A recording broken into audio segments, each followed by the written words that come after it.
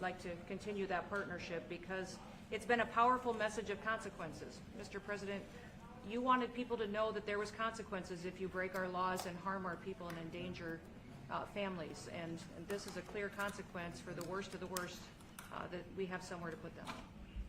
Thank you very much. Yeah, we even had this gang member from Venezuela, one of the ones you sent, and we interviewed him just to get some information, etc., from them. And he said, "Oh, well, I got arrested 6 times, but they released me the 6 times, so I should be released again." And then we said, "Well, what's the last thing you do?" And he said, "Well, I shot a cop in the leg, but I didn't kill him. I just shot him in the leg." And we're like, this guy was arrested 6 times here in the United States, 6 times.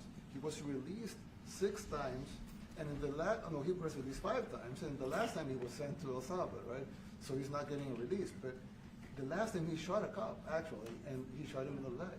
So these are, like you said, there's something broken. It's the liberal establishment, but they're not running things anymore in this country, and we're run by, and I don't say conservative, I don't say anything, we're run by people with great common sense. Yeah, common sense. Because it's all common sense. Yeah. It's not liberal conservative, it's common sense. Exactly. Like, do you allow men to play in women's sports? Do you allow men to box your women and box? Because I know you have a lot of boxing. That's violence. That's abuse of a violence woman. against women. It's abuse of a woman. But we have people that fight to the death because they think men should be able to play in women's sports. And some of those sports, it wouldn't matter much, but it still matters. But some of them are very dangerous for women. Some years ago, like we said, a decade ago or so, women's rights movements were pressuring so that we enacted specific laws to avoid men abusing women. And I think those laws were great because there were a lot of men abusing women. But now some of the same people are trying to backtrack on that and actually trying to make new laws allowing men to abuse women in sports. So actually that doesn't make sense.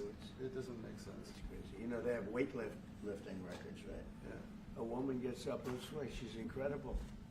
A guy gets up and beats her by 100 pounds. What are you going to do? A record that hadn't been broken in 18 years. They put on an ounce, quarter of an ounce, eighth of an ounce for 18 years. Now they have a guy come up, ping. The whole thing is crazy. But they continue to fight.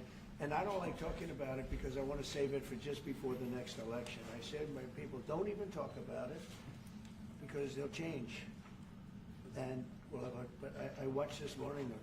There was a congressman fighting to the death for men to play against women in sports.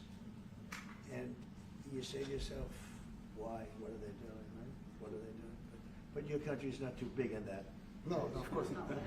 We're big in protecting women. Good. Yeah. That's right. It's a very important form of protection. Yeah. And as you can see, most of my cabinet are women, so. That's impressive. Yeah. That's why you're And running. they're not DEI hires or anything. They're just great at what they do. Right? That's right. This is very impressive. Yeah, This no. is a first. We've had women, but we've never had 3 of them right here. That's 4 and 3 And men. look at what we have. You guys feel a little bit mistreated? That's good. I like it. We've been advanced. I've been very advanced in that regard too. We have Pam, who's been so fantastic. Christy, and the most powerful woman they say I anywhere. know, exactly. She's rated. They're all afraid of her. Susie Wells, they say, oh, she's tough. Most powerful woman in the world, according to magazines. What do I know? Yes. But I think she probably is. Yeah. She probably is. Congratulations. And Stephen, who's done such a great job. We have great people. Very famous too. But we love working with him. He really lets them have it. Right? Yeah, exactly. There's no games. No. It's very good. He knows. Do you have any questions, please? President Trump? No, let's not start Mr. with President. CNN because they're just so Mr. President. wrong.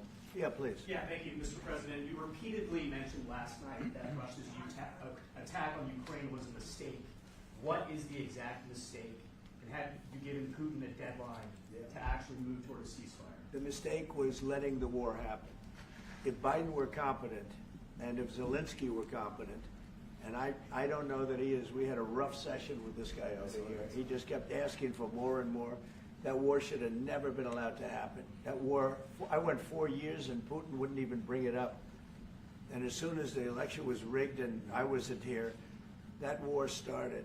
There was no way that war should have been allowed to happen. And Biden should have stopped it. And you take a look at Putin. I'm not saying anybody's an angel, but I will tell you, I went 4 years and it wasn't even a question. He would never, and I told him, don't do it. You're not going to do it. And it was the apple of his eye, but there was no way that he would have done it. All you had to do is lower oil prices. If you lowered oil prices, Biden kept the prices so high because he made it impossible to get it. If you lowered oil prices, you would have never had the war. But you wouldn't have had it with me anyway. That war would have never happened. And I think it's a great abuse. So now what do? You get a country where 25% of its land is gone, and the best locations, where millions of people are killed. You know, you haven't reported accurately the death. And this was Biden's war, and I'm trying to stop it. And I think we're going to do a good job. I hope we're going to do it. They lose 2,500 young people a week, think on average. Now they're Russians and they're Ukrainians, but it's 2,000. We don't care. It's like whatever it is. They're not from your country. They're not from mine. But I want to stop it. 2,500. It's a killing field. It's like the Civil War. You take a look. I look at the satellite pictures. This should not be happening in our time. Of course, our time can be pretty violent, as we know. But that's a war that should have never been allowed to start. And Biden could have stopped it, and Zelensky could have stopped it, and Putin should have never started it. Everybody's to blame. Have you spoken to President Zelensky, sir, about his offer to purchase more Patriot missile batteries? Oh, I don't know. He's always looking to purchase missiles. You know, he's against. Listen, when you start a war, you got to know that you can win the war, right? You don't start a war against somebody that's 20 times your size, and then hope that people give you some missiles. If we didn't give them what we gave, remember, I gave them javelins. That's how they won their first big battle with the tanks that got stuck in the mud, and they took them out with javelins. They have an expression that Obama at the time, Obama gave them sheets and Trump gave them javelins. But it's something that should have never happened. It's a really shame. The towns are destroyed. Towns and cities are, you know, largely destroyed. They have the spires, you know, the beautiful spires that go up. They say they were the most beautiful in the world in Ukraine for whatever reason, but the most beautiful in the world. They're mostly laying on their side, shattered and broken. And most importantly, you have millions of people dead. Millions of people dead because of 3 people. I would say 3 people. Let's say Putin, number 1, but let's say Biden, who had no idea what the hell he was doing, number 2, and Zelensky. And all I can do is try and stop it. That's all I want to do. I want to stop the killing. And I think we're doing well in that regard. I think you'll have some very good proposals very soon. Last question, sir. Have you attributed a motive, sir? Have you attributed a motive through the FBI investigation behind the attack on Governor Josh Shapiro over the weekend? No, I haven't, but the attacker was not a fan of Trump, I understand, just from what I read and from what I've been told. The attacker basically wasn't a fan of anybody. It's probably just a whack job. And certainly a thing like that cannot be allowed to happen. Is your good relation with President Bukele the best guarantee that this time you won't terminate the temporary I have protected a status? great relationship with this man. I have the best relationship with him. We've known each other. I've known him since he was a very young man, as I said, very, very young, and I was impressed. I said, look, this guy is, in fact, you sort of look like a teenager. You look like a teenager. I said, what I kind don't of know a if that's country good is or bad, this? Mr.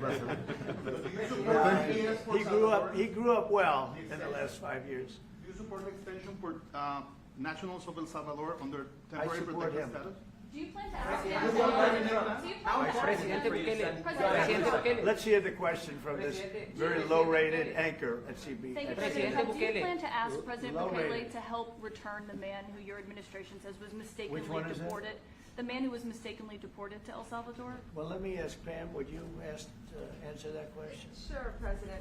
First and foremost, He was illegally in our country. He had been illegally in our country. And in 2019, two courts, an immigration court and an appellate immigration court, ruled that he was a member of MS-13 and he was illegally in our country. Right now, it was additional paperwork had needed to be done. That's up to El Salvador if they want to return him. That's not up to us. The Supreme Court ruled, President, that if, as El Salvador wants to return him, this is international matters, foreign affairs, if they wanted to return him, we would facilitate it, meaning provide a plane. So will you return him, And President Bukele? you are doing a great job. Thank you. ¿Usted estaría But dispuesto Stephen a Miller, retornar wait a al minute, presidente can you Bukele? just also respond to that question? Because, you know, it's asked by CNN, and they always ask it with a slant, because they're totally slanted, because they don't know what's happening. That's why nobody's watching them. But would you answer that question also, please? Yes, gladly. So, as Pam mentioned, there's an illegal alien from El Salvador. So, with respect to you, he's a citizen of El Salvador. So, it's very arrogant even for American media to suggest that we would even tell El Salvador how to handle their own citizens as a starting point. As two immigration courts found that he was a member of MS-13. When President Trump declared MS-13 to be a foreign terrorist organization, that meant that he was no longer eligible under federal law, which I'm sure you know, you're very familiar with the INA, that he was no longer eligible for any form of immigration relief in the United States. So he had a deportation order that was valid, which meant that under our law, he's not even allowed to be present in the United States and had to be returned because of the foreign terrorist designation. This issue was then, by a district court judge, completely inverted, and a district court judge tried to tell the administration that they had to kidnap a citizen of El Salvador and fly him back here. That issue was raised to the Supreme Court, and the Supreme Court said the district court order was unlawful, and its main components were reversed 9-0 unanimously, stating clearly that neither Secretary of State nor the President could be compelled by anybody to forcibly retrieve a citizen of El Salvador from El Salvador, who again is a member of MS-13, which, as I'm sure you understand, rapes little girls, murders women, murders children, is engaged in the most barbaric activities in the world, and I can promise you, if he was your neighbor, you would move right away. So you don't plan But to the ask for Supreme any Court help is to get asking him back? to, And that- what was the ruling is that your in the Supreme Court, Steve? Was it 9-0? Yes, it was a 9-0 In our favor? in our favor against the district court ruling, saying that no district court has the power to compel the foreign policy function of the United States. As Pam said, the ruling solely stated that if this individual, at El Salvador's sole discretion, was sent back to our country, that we could deport him a second time. Well, No version of this legally ends up with him ever living here because he is a citizen of El Salvador. That is the president of El Salvador. Your questions about it, per the court, can only be directed to him. I asked ¿Usted lo President liberaría, Bukele, Presidente what is Bukele? can President Bukele weigh in on this? Do you plan to return him? Well, I'm suppose you're not suggesting that I smuggle a terrorist into the United States, right? It's I mean, always how can I smuggle, how can I return him to the United States? Like, I smuggle him into the United States, or what do I do? Of course, I'm not gonna do it. It's like, the question is preposterous. How can I smuggle a terrorist into the United States? I don't have the power to return him to the United States. so you can release him inside El Salvador. Yeah, but I'm not releasing, we're not very fond of releasing terrorists into our country. We just turned the murder capital of the world into the safest country of the Western Hemisphere, and you want us to go back into releasing criminals so we can go back to being the murder capital of the world? No, that's not going to happen. Well, they'd love to have a criminal, Yeah, released into I mean, there's a fascination. They would love it. Yeah. They're sick, these are sick people. Marco, do you have something to say about Yeah, I mean, Stephen outlined it. I don't understand what the confusion is. This individual is a citizen of El Salvador. He was illegally in the United States and was returned to his country. That's where you deport people, back to their country of origin, except for Venezuela that wasn't refusing to take people back, or places like that. I can tell you this, Mr. President. No, the foreign policy of the United States is conducted by the President of the United States, not by a court. And no court in the United States has a right to conduct the foreign policy of the United States. It's that simple. End of story. And that's what the Supreme Court held, by the way, to Marco's point. The Supreme Court said exactly what Marco said, that no court has the authority to compel the foreign policy function of the United States. We won a case 9-0, and people like CNN are portraying it as a loss, as usual, because they want foreign terrorists in the country who kidnap women and children. But President Trump, his policy is foreign terrorists that are here illegally get expelled from the country, which, by the way, is a 90-10 issue. Well, Mr. President, you said that if the Supreme Court said someone needed to be returned, that you would abide by that. You said that on Air Force One just a few days ago. And they said that it must be facilitated. Why don't you just say, isn't it wonderful that we're keeping criminals out of our country? Why can't you just say that? Why do you go over and over, and that's why nobody watches you anymore. You know, you have no credibility. Please, go ahead. President Trump, thank you so much. How many illegal criminals are you planning on exporting to El Salvador? And President Bukele, how many are you willing to take from the U.S.? As many as possible. And I just asked the president, you know, it's this massive complex that he built, jail complex. I said, can you build some more of them, please? As many as we can get out of our country that were allowed in here by incompetent Joe Biden through open borders. Open borders. You probably hear open borders and you can't even understand it because nobody can understand. Nobody smart or with common sense can understand it. So we have millions of people that should not be in this country that are dangerous. Not just people, because we have people, but we have millions of people that are murderers, drug dealers. They've been allowed to come into our country by other countries that were very smart. When they heard that this very low IQ president, and by the way, I took my cognitive exam as part of my physical exam, and I got the highest mark, and one of the doctors said, sir, I've never seen anybody get that kind of, that was the highest mark.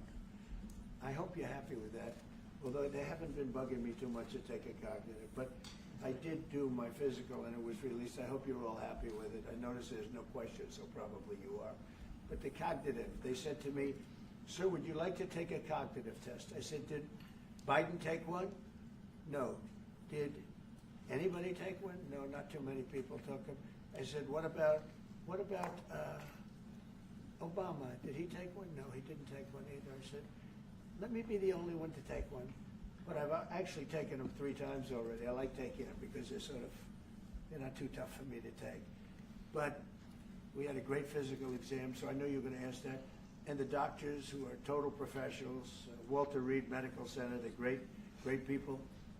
And I visited a soldier that was badly wounded, incredible soldier, lost his leg, and spent a lot of time with him. I mean, great with his mother, and it was really a very great thing. They do a phenomenal job. I just want to say, Walter Reed, I was there for, 5-6 hours. You were there with me. But I took a full physical, and it came out perfecto, so that's good. She got me for a little longer. Would the U.S. be willing to pay for those facilities to be opened if new ones were going to be built? I'd do something. We'd help them out. Yeah, we help them. They're great facilities, very strong facilities, and they don't play games. I'd like to go a step further. I mean, I said it to Pam. I don't know what the laws are. We always have to obey the laws, but we also have homegrown criminals that push people into subways, that hit elderly ladies on the back of the head with a baseball bat when they're not looking, that are absolute monsters. I'd like to include them in the group of people to get them out of the country, but you'll have to be looking at the laws on that, Steve, okay? How essential is it for you guys to be locking up these prisoners? And do you think more presidents should follow suit like you guys as far as taking a hard stance on crime here in the United States? Well, I do. I think everybody has to. I mean, the president said it better than anybody. He said, you know, you have liberty and you have to have liberty, but to have liberty, not everybody is going to be good. And, you know, some are bad because they're sick. They're mentally deranged. They're bad. Why do you think then you have to take them, if you're going to have a country, you're going to have to take those people out. And we've been doing that.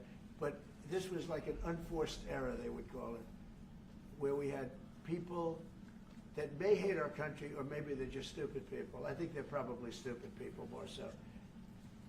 A lot of people said they did it for the vote.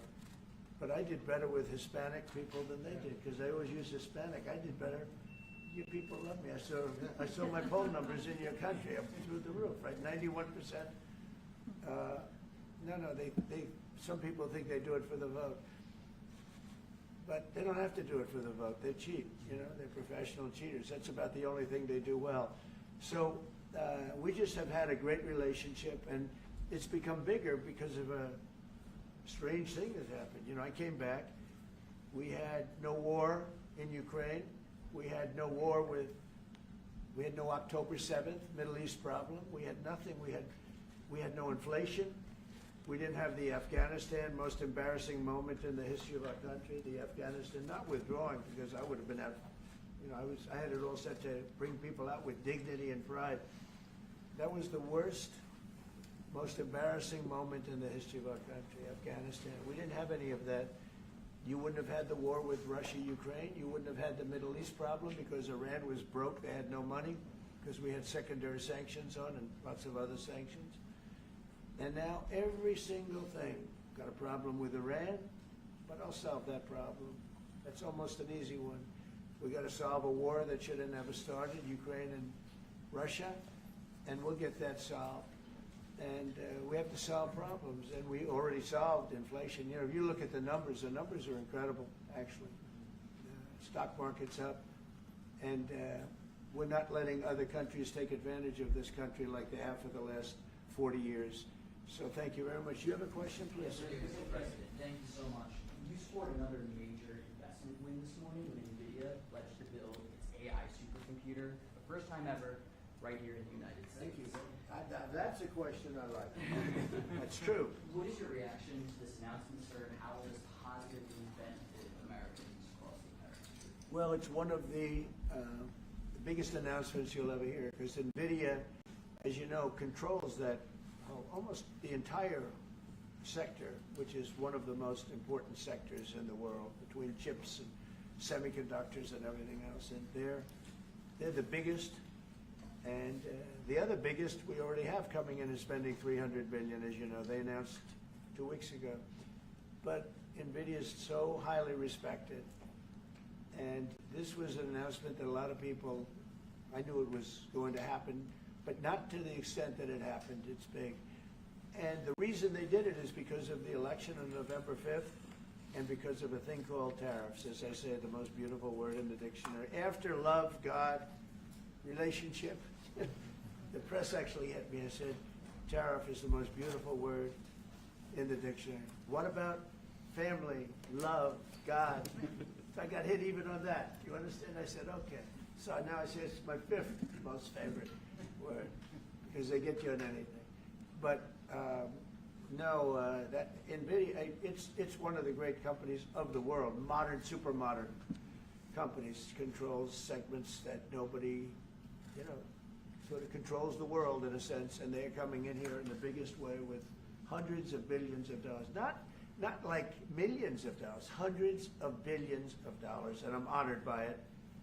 And I want to thank Jensen and all of the people that we deal with. They're great people, they're brilliant people.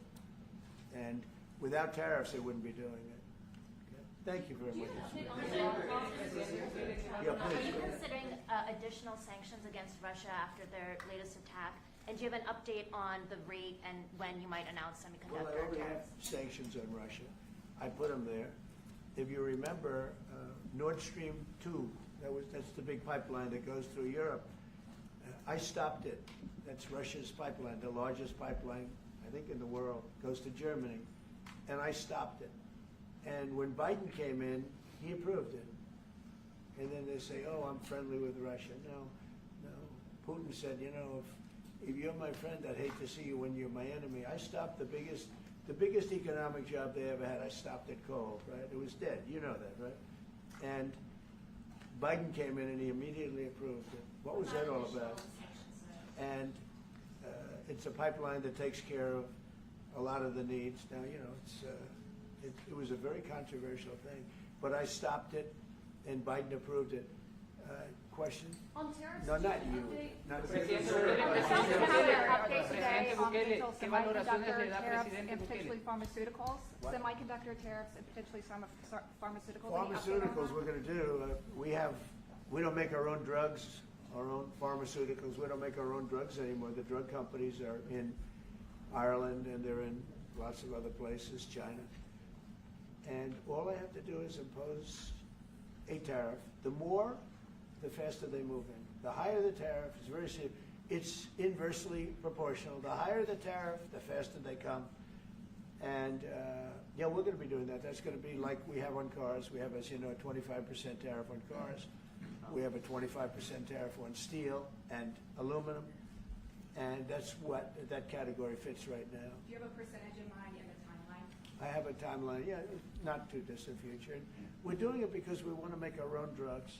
We're doing it because we want to make our own steel and aluminum, lumber, other things. And they're all coming in. We have record numbers, $7 trillion.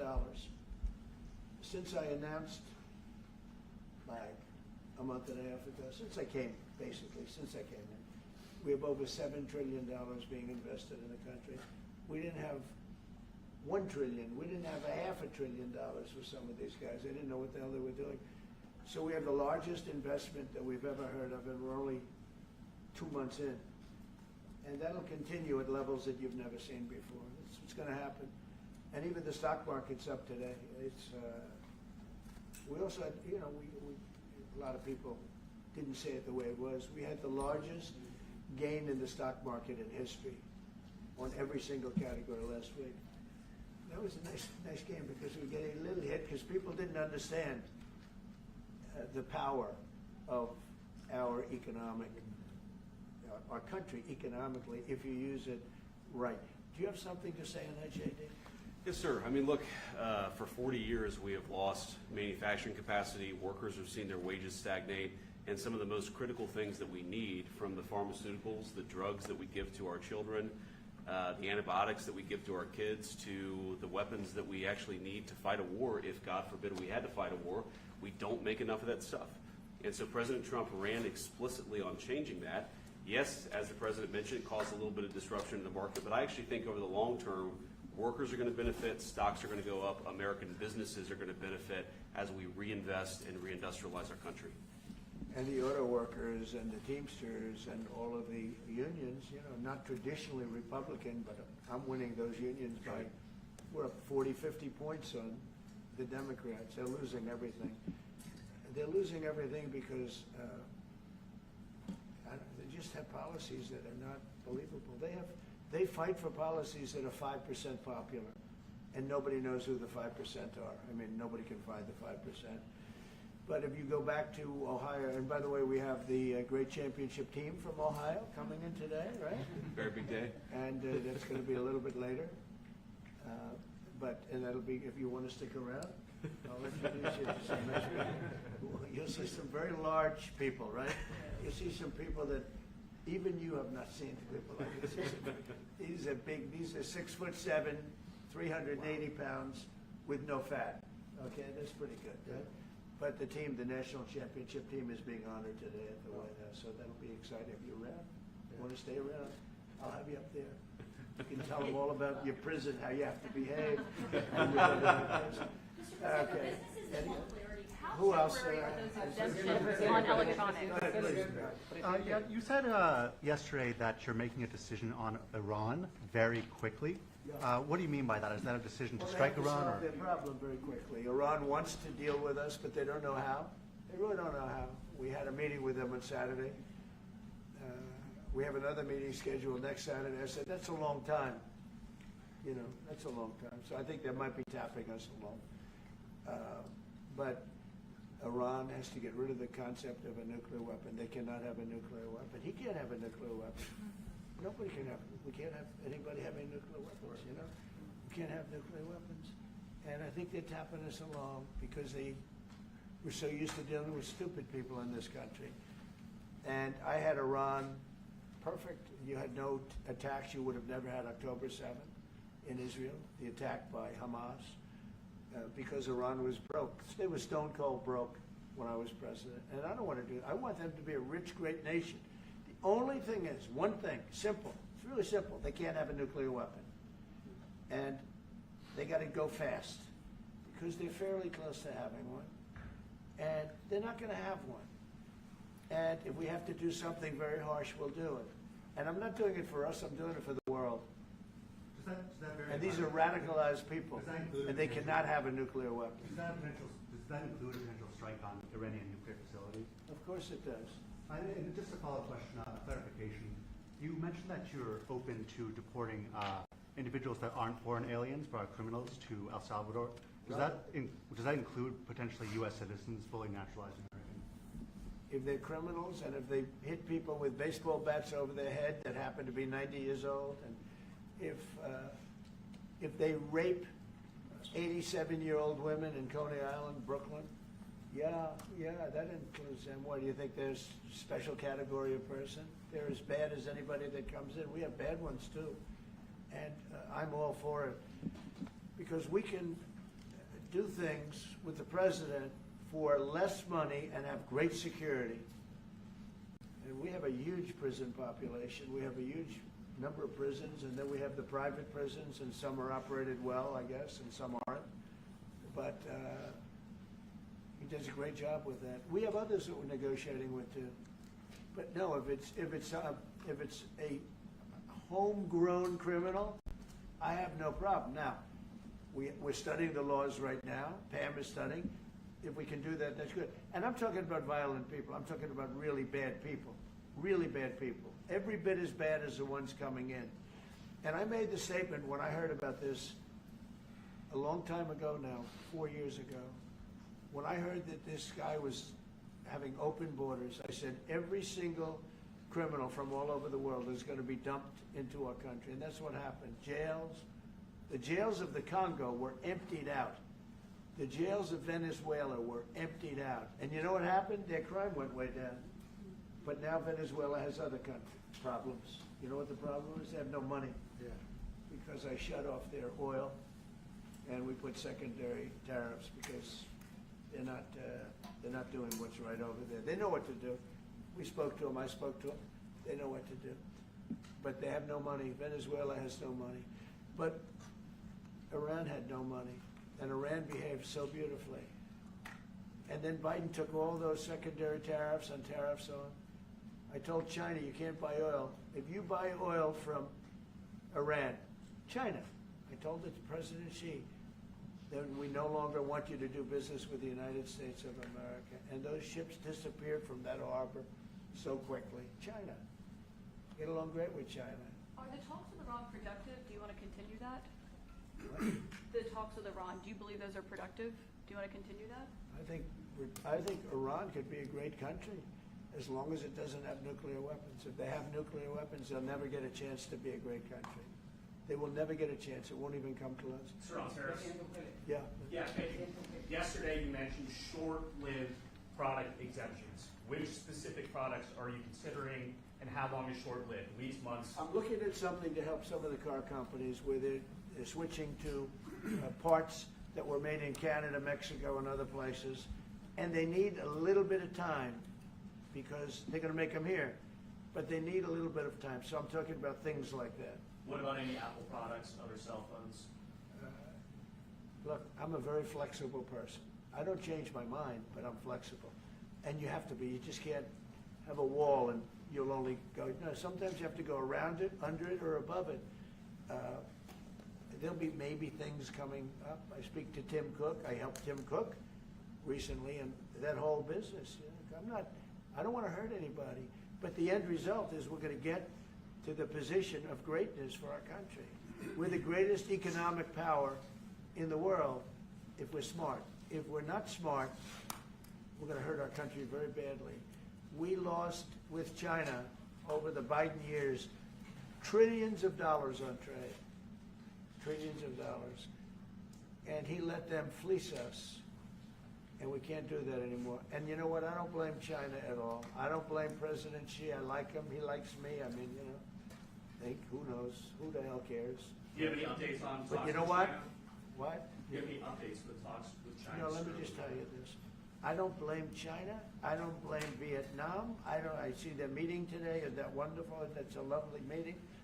They're meeting like trying to figure out how do we screw the United States of America. Don't forget, the European Union was formed to do just that. The European Union was formed to hurt the United States and on trade. And they get us on NATO because they don't pay their bills. But now, since I got involved, they have been paying their bills. I took in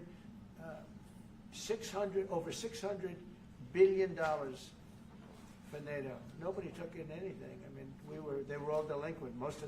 They had 8 nations out of 28 paid their bills. The rest of them were way delinquent. And I said, if you don't pay your bills, we're not going to protect you anymore. And the money poured in over The Secretary General last week made that statement. He said, I've never seen anything like it. We couldn't get anybody to pay because the United States was footing the bill for NATO. Well, we got hurt there, and we got hurt on trade, likewise, European Union. And they've got to come to the table, and they're trying to. They're trying to. But the European Union has taken terrible advantage. They don't take our food products. They don't take our cars. We have millions of their cars, BMW, Volkswagen, Mercedes-Benz, many others. They come in by the millions. They don't take, there are no Chevrolets in Munich, I can tell you that. I said to Angela Merkel when she was there, as she was letting millions of people infiltrate Germany, which was not so good from, we would call them illegal immigrants, but she made them legal. But I said to her, and I get along with her very well, I said, how many Chevrolets do we have in Munich or Frankfurt? Why, none, Donald, none. I said, you're right. And yet we take in millions and millions of cars. No, those days are over. Okay, thank you very much, everybody. Thank you, guys. Thank you, guys. Stand on the floor. Thank you, guys. Mr. President, do you have any comment on the FTC's case against Meta and Mark Zuckerberg? Thank you, press. Thank you, Nayib. Thank you. Thank you, guys. Let's go. Thank you. Let's go.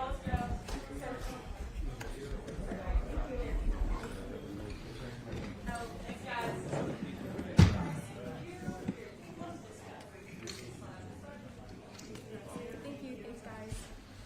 Thank you, press. Thank you, press. Thank you, press. Keep Thank you, coming. press. Keep going. Keep coming. Keep coming. Thank you, guys. Keep going. Thank you. Thank you.